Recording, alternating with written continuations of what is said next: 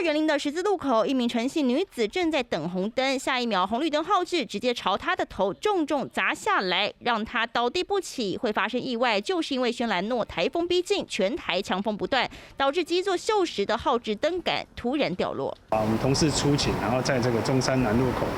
发现有一位女骑士她倒在那个地上，经检查她下半身比较不舒服，那我们立即用长背板将她固定，然后赶快送医检查。